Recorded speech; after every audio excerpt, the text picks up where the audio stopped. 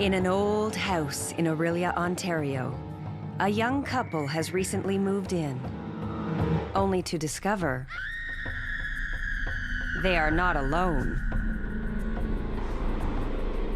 Where is it? I don't know. There it is. Oh, good girl. I'm so glad I found you. Oh, thank goodness. She's so wonderful. Had quite an adventure. Glad she's back home. Home, you say? That's right. Meet Jenny Pierce and Jeff Hathaway, who happily share their home with 75 snakes. In fact, they've converted their basement into a kind of reptile rooming house. Although the snakes share their abode with other creatures, including frogs and turtles, the snakes are Jenny and Jeff's most beloved pets. They also help pay the bills.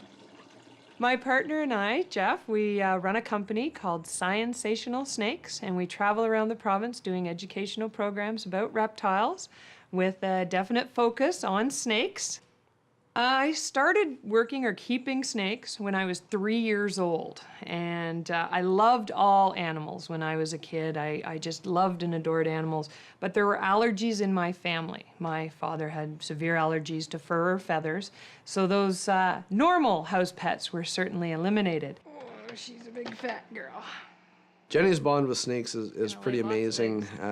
From a very early age, she was very, very interested in them, very passionate about them, and very concerned with the fact that other people didn't share her feelings towards them. And that's really been her whole basis for everything we do as far as our programs, is to try and get other people to respect them. Throughout history, the snake has suffered a bad rap. In the Bible, the serpent became a symbol of evil by tempting Eve. Ancient mythology is littered with negative imagery of snakes. Just think of Medusa.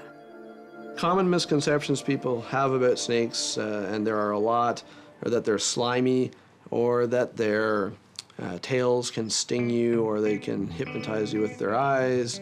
Some people have thought that they have dangerous breath. A lot of people think they're very aggressive animals as well.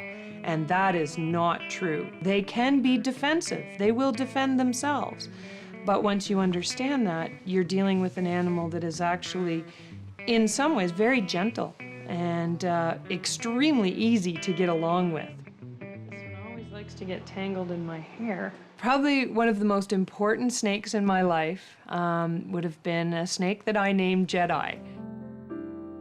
And of course, I was a young girl. And he was a beautiful, gentle from the day I caught him. He was always there, always calming with stressful times in high school and adolescence.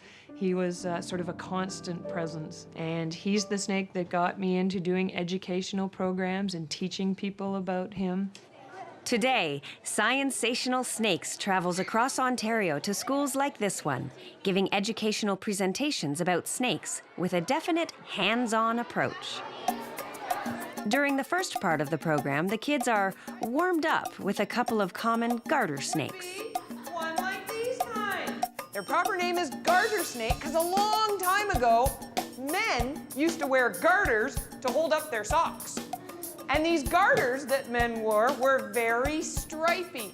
Now that's something you'll notice. Once the kids are comfortable with the idea of a snake, it's time to bring out the showstopper.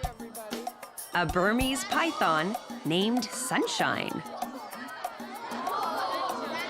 What do you think? Is this a nice little snake? Now comes the hands-on part, which these brave kids have no problem with. Cool.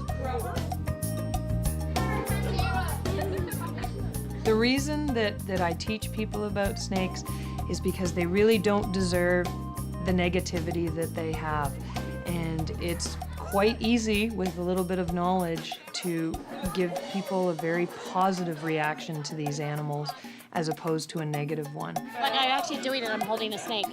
Snakes are really very interesting animals, and I don't know anybody who, once they've actually learned all about them or even a little bit about them, doesn't appreciate them for what they are. Well, we'll see you next time. Have a good time. While excelling at bringing people and snakes together, How did these two snake lovers find each other in the first place? Jenny and I first met actually in a lifeguarding course at the pool, and what's not to like? She's a tall, attractive blonde, and she was in the same program as I was, and very intelligent, and so I couldn't think of anything that wouldn't have attracted me to her. Jeff actually was interested in fish at the start. He's a fisheries biologist, but he was very easy to corrupt over to the snakes. That didn't take long at all. So it was a match made in snake heaven.